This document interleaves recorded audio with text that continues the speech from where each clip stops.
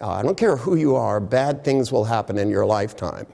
Every love story ends in tragedy because somebody's going to go first. Whether they leave somebody or die, it's going to happen.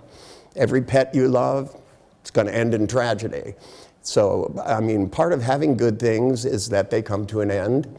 And you know, people lose good jobs. The economy is tough now. A lot of people are having a hard time. It's not so much you're recovering, but you're being determined to go back and find the good stuff. It's, again, not looking backwards. It's not that you drag yourself up and overcome difficulty no matter how bad it feels. It's that the worse things get, the more perseverance you get. Determination is one of the most powerful things I teach most of my clients. They're not determined enough to clean up the inside of their mind and focus on what they want.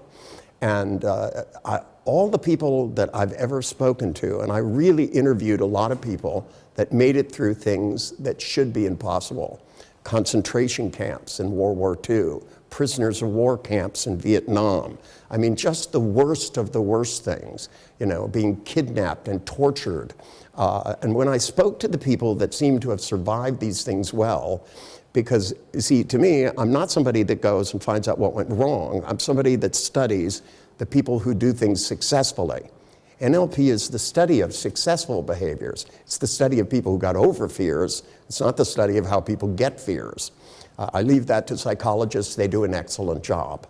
My job is to find out how people do these things. And when I've discussed it, there were certain things they had. One is a sense of humor. And the other is they kept looking in their mind, thinking about where they wanted to go. Someday I'll be out of this mess and I'm going to do this.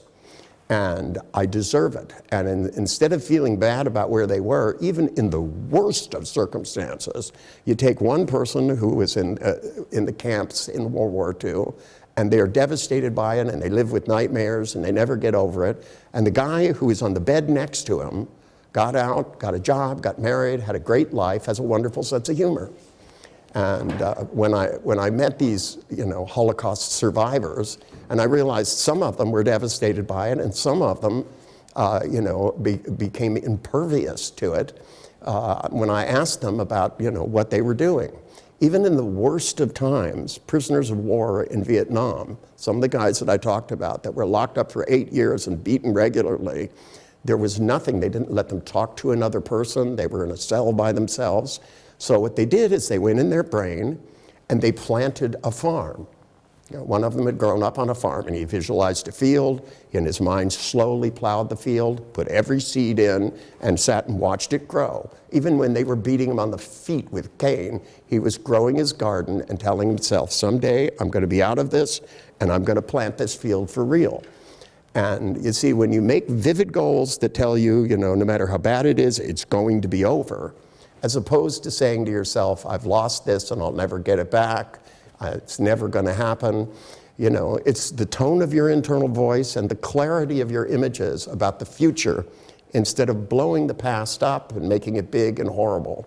All the people I meet that are devastated by bad memories are still looking at them. If I came over your house and painted an ugly picture on your wall, you'd paint over it, but yet people leave them in their minds year in and year out. What I do is try to teach people to redecorate the inside of their head so it's futuristic and it's a good place to live.